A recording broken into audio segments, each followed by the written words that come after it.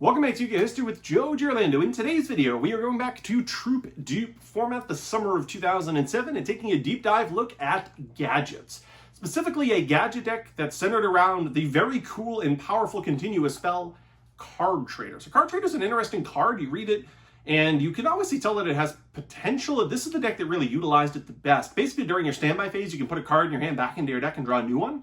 Why that's so powerful, this sort of mini magical mallet effect, is that gadget decks have always had that issue of just drawing multiple gadgets. Now, if you ever draw an additional gadget, you can just shuffle it back into the deck. Go back to the ideal situation of just having one gadget in your hand and draw a fresh new card, maybe a removal spell or some type of defensive trap card, both of which progress what this deck is trying to do, which is generate card advantage every turn through gadget effect, but whittle away the opponent's resources through one-for-one trades. Card Trader, if played correctly, is essentially an additional draw every turn because you can't normal summon twice. This deck's not playing Ultimate Offerings, though some versions did, but this deck's not really trying to normal summon more than once through Ultimate Offerings, so additional gadgets in the hand beyond the one that you're going to summon every turn are completely dead. Card Trader, though, allows you to turn those dead gadgets, or the gadget that will never see the field, assuming your opponent doesn't pulling the rug one along the way, and instead turn those into cards that actually progress what you're trying to pull off. This deck is also going to fulfill another, I don't want to say requirement, but theory at the time, which is to play 45 cards specifically.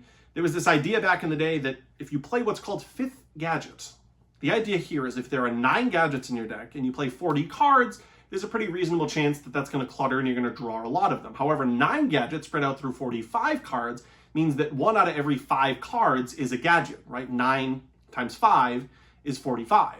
So if you play 9 gadgets in a 45 card deck, in theory, every opening hand of 5 cards will have 1 gadget and hopefully 4 other cards. That's at least what the math works out to, because you don't want to open multiple gadgets, right? If you're not having to worry about cards like pulling the rug, every gadget that you draw additional beyond the one that you normal summon is just going to sit there in your hand, right? One gadget searches another, and you never really want to have multiples in your hand. Solemn Judgment might be legal, but that's not a very popular card. In the second and third game, you have to worry about pulling the rug, but past that, you're never going to have the opportunity to normal summon twice in one turn, right? This is not a point in Yu-Gi-Oh's history where we have a lot of those effects. So having 45 cards with 9 gadgets, in theory, fulfilled what used to be called fifth gadget. So I could call this either a fifth gadget profile, but because I've elected to play Card Trader, we're going to call this Card Trader gadgets or Trader gadgets. One of the many iterations of this deck, but it's for the very first time a deck that we're going to profile. There are so many versions of gadgets throughout Yu-Gi-Oh's history. There's Machina gadgets that has not come out yet. There's obviously this version of gadgets. There's Gadget Monarch decks. Today, though, we're going to profile what I think is a pretty straight-up classic Card Trader gadget deck. It's going to have Card Trader, a bunch of removal cards. It's going to have a full trap lineup, which should be noted that doesn't necessarily always the case. There was a Royal Decree-based version of gadgets that will probably eventually profile. That actually won the Canadian Nationals this year. But if you're going to run Card Trader, you're then kind of assuming going to be playing a card like Solemn Judgment so that you can protect your continuous spells, and if you're playing Judgment, you're not playing Decree. So this particular version of gadgets is going to have Card Trader, Solemn Judgment, and a bunch of traps to combine with a bunch of one-for-one cards. This particular deck is going to be competing again during Troop Dupe format, and as I will get into in the actual deck profile, we're going to make main deck concessions like Banisher the Radiance to keep in the back of our mind the reality that Card Trader is going to be all over the place. Hydrogeddon will be included in our deck because of that as well. For me, I never liked gadget decks. I basically never played gadgets. I may have played them at one local my entire life. It's just not a strategy I necessarily loved.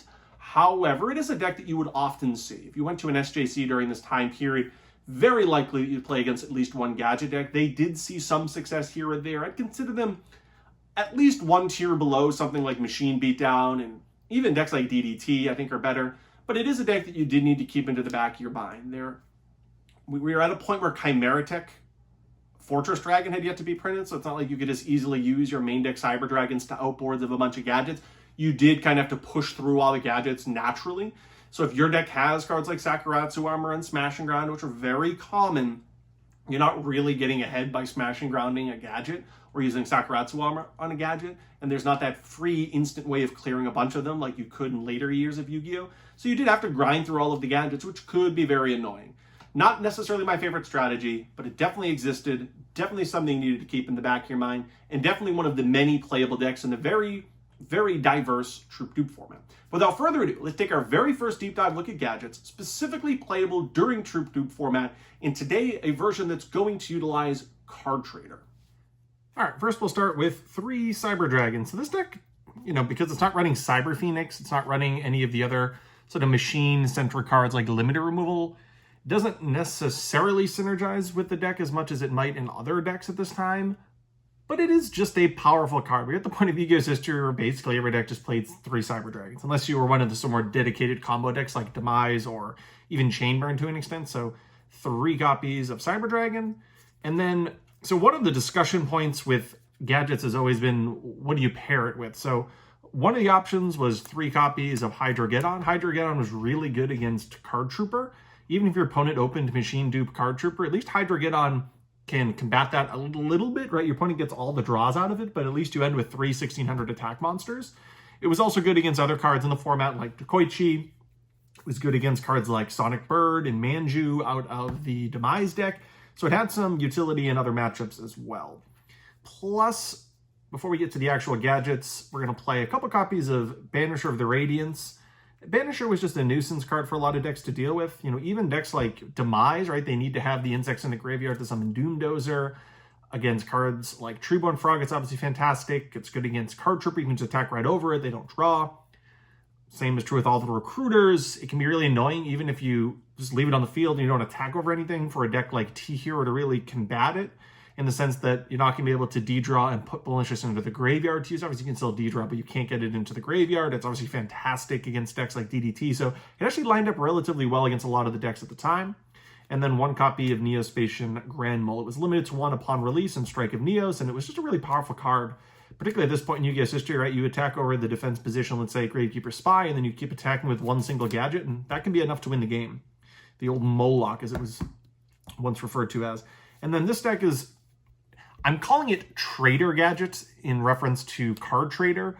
Some people used to call 45 card gadget decks 5th gadget, as I alluded to in the introduction. So we're going to play the full 9 copies of the gadgets and then bump our deck count up to 45, so that at least theoretically 1 out of every 5 cards in an opening hand is a gadget, which would mean we always open with just 1 gadget and not clutter up opening, let's say 3 or 4. But we're going to play the full 9 copies of the gadgets, 3 yellow, 3 green, and 3 red. So that is our monster lineup, relatively small. But again, this deck just needs to see 1 gadget, hopefully just 1 gadget, uninterrupted by a card like Pulling the Rug, and then that's the simple stream of monsters for the whole game. To compensate for the reality, though, that we are not likely going to just draw 1 gadget, this deck elects to play 3 copies of Card Trader. This is one of the coolest cards ever. I love Card Trader. It's such a cool card. It honestly only saw play in this deck, but it's another cool card from Strike and Neos. Basically, during your standby phase, you get to put a card back into your deck and then draw a card. Why that's so cool is that if you open multiple gadgets or draw multiple gadgets over the course of the game, you just put gadgets back into your deck and draw fresh new cards. And because each gadget, in theory, is just that sort of +1 effect and get the ball rolling, it really can sort of serve as this pseudo 2 draws in 1 turn if you're always putting back relatively dead gadgets, right? Gadgets that are much better off in the deck so you can just tutor them. It basically means you get 2 draw phases, and you can have multiple card traders going on, and you can tutor out or at least search for some of the cards that you'd much rather have in your hand. A Smash and Ground, Shrink, Trap, Solemn Judgment, etc. So it's a really cool card. It's a card that gave this deck, obviously card advantage is not an issue. The whole deck is based around card advantage, but it gave this deck a really cool way of turning gadgets into an additional type of card advantage beyond just having monsters that hit the board, right? Because you can put them back in the deck, draw new ones. You only need 1 gadget to search more gadgets. So having the ability to put back the additional gadgets into the deck and kind of this magical mallet light effect every turn was just really cool. It's one of those cards that when Yu-Gi-Oh was a lot slower, there was room for a card like this to exist, and this was the deck that really put it to the use more than anything. So 3 copies of Card Trader. In the Strike of Neos special edition, we have the reprint of the former SJC prize card, Shrink. This was, at the time, probably the best deck for Shrink. Shrink combines really well with Hydrogeddon specifically. It combines really well with Banisher as well to make it so that the 1600 attack strength of those monsters can attack over basically anything that you would need. It's an amazing card because it serves 2 roles. One, you can set it, and then if your opponent tries to attack a gadget or any of your monsters, you can shrink and damage step, so it serves there almost a Sakuratsu armor, and then it also serves as a smash and ground, because if you can just attack over your opponent's monster and shrink it and damage step, you're attacking over something, clearing it off the board, basically just 1/4 removal. All you need is a monster. This deck has obviously a ton of monsters. 1 gadget is as many monsters as you'd ever need, so it's a really awesome card. It's a not under every condition, but it serves sort of as a smash and ground Sakuratsu armor hybrid. So just an amazing, amazing card. This deck is already playing 3 copies of Smash and Ground, and then eventually we'll talk about 3 copies of Sakuratsu Armor, so having the ability to kind of have that hybrid split card is just amazing. The underlying theory of the original Gadget concept was to just summon gadgets every single turn, get that search to tutor out, feel your hand, fill the board, and then play as many 1-for-1s as possible. The idea there is if you just 1-for-1 your opponent, you'll always be up in card advantage because you've been using gadgets the whole game. So this deck is going to play a ton of just generic 1-for-1 removal. We've already talked about Shrink. We're now talking about the next really common piece to the puzzle, Smash and Ground. This card would actually eventually be limited to 1 to kind of counteract gadget strategies. So the reason why Smash and Ground was limited to 1 and Fissure of all cards is because of this particular type of strategy. And not that I think it actually needed to be limited to 1, but there was a point when both Fissure and Smash and Ground were limited to 1, and it was because of Gadget decks that would honestly even sometimes play 3 copies of Fissure. But between 3 Smashing and 2 Fissures, we have 5 copies of this deck. Quick 1-for-1 removal, clear the field, summon a gadget, continue my card advantage, get rid of that Cyber Dragon, and let's push forward. And then some 1-ofs. We have the common back row removal, MST and Heavy, both limited to 1, basically staples in just about every deck. We have no mana crossout. This deck's not setting, but plenty of the other decks in the format were setting, whether it was Spy, Decoichi, sometimes Apprentice Magician, not too much, but sometimes. And then plenty of other decks with set cards too, right? You could worry about later on in the format, cards like Nimble, Amanga, and Giant Rat out of the Baboon decks. Those weren't super common until the very, very end of the format, but plenty of decks throughout the format set. Then we have Fearmonger's a great one, Disc Commander. Then we have Pot of Avarice, right? This deck, you know, if 9 gadgets not enough, put 5 of them back. Hopefully draw 2 cards that aren't gadgets and then continue the stream and make it so that you basically go through 14 gadgets. Snatch Steal, recently unbanned. It doesn't combine with Monarchs or anything in this deck, but it is basically a 6th copy of the Smash and Ground Fissure effect. If you just take their best monster and leave it on your side of the field, sure, the 1,000 life points might add up, but it is 1-for-1 removal. And then we have a copy of Rush Recklessly, which some decks elected to play more than 1. It's basically a 4th copy of Shrink. It serves a very similar role. Before Shrink was reprinted, this was basically the card that would be the equivalent of Shrink. And then those that could afford Shrink would obviously rather play it. But it is sort of a 4th copy of it, a card that we've never really profiled, and a card that saw some play in Gadget strategies. There were 2 ways you could go from this point forward. Some of these decks actually elected to run Royal Decree, just 3 decrees. It was a somewhat common version of Gadgets, and if you did that, you'd play more cards like Rush Recklessly, cards like Book of Moon, Enemy Controller, more defensive quick plays. This deck, though, because it's running Card Trader, elected to play the trap lineup with things like Triple Solemn Judgment. We're at a time period where this card is not seeing a lot of play. Judgment is not a super common card. It wouldn't be until really Teledad or in and around that time. Really Gladiator Beasts, quite frankly, and then some of the watered-down Dad decks and eventually Teledad would see Triple Solemn Judgment. So we're about a year off from that, in and around a year off from seeing Triple Judgment as I won't say a staple, but a very common component of trap lineups. But this is a deck that's running so many quick plays, Card Trader, and then just a bunch of generic 1-for-1 removal cards that you could anticipate seeing cards like Triple Solemn Judgment so that you can play around Heavy Storm, or at least not have to worry about Heavy Storm all the time when you set a bunch of back rows. Then we have 5 copies of just generic 1-for-1 removal. Plus, I guess I'll include Mirror Force there as the 6th copy. It can be more than a 1-for-1, but all 6 of these make it so that you summon a gadget, your opponent tries to attack with a Cyber Dragon, you kill their monster, summon a gadget on the next turn, and then continue that stream of card advantage, filling the field up and just 1-for-1ing throughout the entire game. That's what Sakuratsu Armor and Widespread Ruin were known for. And then, of course, Mirror Force is just an upgraded version of that, but it was limited to 1. And then a card like Torrential Tribute, you don't necessarily always have gadgets going in. Then, honestly, if you absolutely need to, because your opponent summons a monster you can't deal with, you don't have a Fissure or Smash and Ground, Shrink, etc., if you kill your gadgets, or even just 1 gadget, it's not that big of a deal. You can just summon another one on the next turn and continue the stream of card advantage. So that's our trap lineup, plus all the quick plays we talked about, like Shrink and Rush Recklessly. We have a ton of defensive cards, and then that 1-for-1 spell non-quick play removal like Smash and Ground and Fissure combines for a deck that just has a ton of 1-for-1s, and then a pretty reasonable monster lineup with those gadgets. So that is the main deck. Some Gadget decks, not this one, elected to play Overload Fusion and Future Fusion. Both of those cards were limited to 1, so I think it was a little bit gimmicky, but I would include an extra deck just to give your opponent the thought that you could be playing Chimera Tech. So put, Chimera Tech, put Cyber Twin, Cyber End, all those just generic cyber cards, or just honestly any cards. It's not like this has to be face up. Just make sure you have an extra deck if you play this, so your opponent can at least in the back of their mind say, they have an extra deck. That means they could have access to Chimera Tech. Are they going to play differently? Probably not, but maybe they put something to defense mode just in the back of their mind trying to think about a corner case that they could lose to, and it might not hurt. So make sure you have an extra deck. This deck doesn't have access to the extra deck with its actual cards, but it is something to consider. So what could we play against? It's actually a pretty diverse format, so there's a lot of decks here. There's, of course, the mirror match. I'll put a green gadget out of the deck down to represent. You could play the mirror match. There was the hero deck that we talked about, the Jeff Jones version of Little City. There was, of course, Demise OTK. There was, of course, DDT. The sort of watered-down version, but still very playable. Had a lot of success. Won Shonen Jump Columbus with Mark Glass. We have, of course, that's another card for DDT. T-Hero, we've already profiled T-Hero, one of the more iconic decks of the format, really popular. We have Perfect Circle, which didn't quite see its rise in popularity until the next format, but it was still really popular, right? Ryza came out in Force of the Breaker, which was released during this format, so that's a really popular deck as well. We have Machine Beatdown, which might just be the best deck of the format. Took a little while to see popularity, but it was incredibly powerful, particularly when people realized the power of Trap Dust Shoot, which I didn't include in the main deck. You could conceivably run Trap Dust Shoot, maybe over a card like Solemn, and then maybe cut the card traders. But I really like card traders, so I liked it to profile a deck without it. We have just generic Monarch decks, like Trooper Monarchs, for example, the deck that Adam Korn used to win the U.S. Nationals. I don't think Good Stuff decks are very good in this format, but Good Stuff decks still existed. Chainburn was a little bit watered down because of Chain Strike, but it was still there. And technically, Strike Aeneas is when the original Six Samurais came out.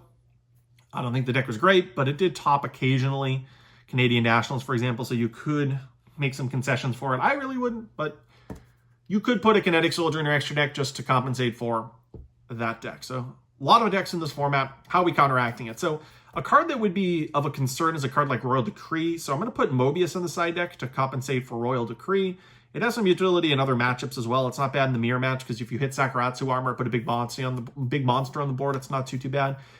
It's not as obvious as a deck with cards like Soul Exchange, but tributing a gadget for a Monarch is great card advantage, right? Adam Korn actually topped the very first SJC of the format with a Gadget Monarch deck, the event that was won by Iman with Bazoo Return. I actually don't have Bazoo Return here because that deck fell off a cliff in terms of popularity, but I guess I could have included Bazoo. Let's use this Trooper to represent Bazoo Return because I did profile it on this channel from this format. We have triple Mobius. Chainburn's not that good, but it is still a deck that could sneak into the top, so we're going to have a couple Death Wombats. We have a couple Twisters for Royal Decree, a card that was just unbelievable in the side deck this format because it was so good against Manju, against Senju, against Sonic Bird, against Gadgets, against Monarchs, was pulling the rug. Just an amazing card against a lot of the decks in this format. Same thing with Cursed Seal. It was really good against the two scary combo decks. So against DDT, you could hit a Monster Gate into Reasoning in the middle of the game and kind of stymie the opponent. You could also hit just Defusion and make it really difficult for that deck to beat you.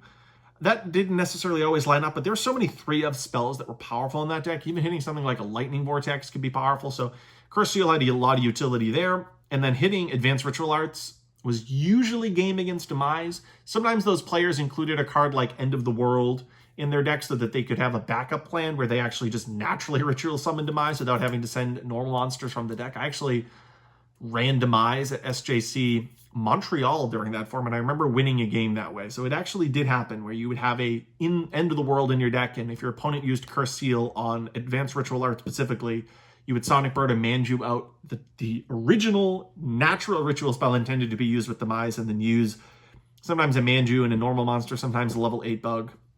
But it was still unbelievable against that deck because unless they were running that ritual spell, chances are you're going to beat them. And then if they have to win through that particular line of play, it didn't necessarily always line up. So 2 copies of Cursed Seal, some additional Demise hate with Threatening Roar. You could side Threatening Roar against some of the other aggressive strategies if you really wanted. And then a copy of Mind Crush, really good against, I think it's really good against DDT, right? If you hit their Defusion after they, for example, Magical Stone Excavation or Dark Magician of Chaos, that can really stymie them. Unbelievable against Demise, right? They play Advanced Ritual Arts, you just call Demise. Sometimes players played a card like Shanato to play around that, but those cards weren't very good. Those strategies weren't very good. So Mind Crush was just unbelievable. You can hit Demise. And it's really good because even if they have a Giant Trinade or a Heavy Storm to sort of preemptively clear the back row, unlike Cursed Seal, this card can still be flipped and called on either Advanced Ritual Art or Demise, and your opponent's in a really bad position there. Unless they have a Searcher, right? There is a corner case there where your opponent has a Manju, Senju, Sonic Bird-like effect, and they can still tutor out the card that you call, but it's still a really good card, right? You need something against a deck like Demise. Just because the opponent can play around Mind Crush doesn't necessarily mean it's not a good card. But that is a look at, for the very first time, a Gadget deck. I've been talking about eventually profiling Gadgets. There are still versions of Gadgets we need to profile. Mac into Gadgets is eventually down the line, but that's it for Yu-Gi-Oh! History. It's Joe Giorlando. Thank you for watching. Check back soon for plenty more Yu-Gi-Oh! content.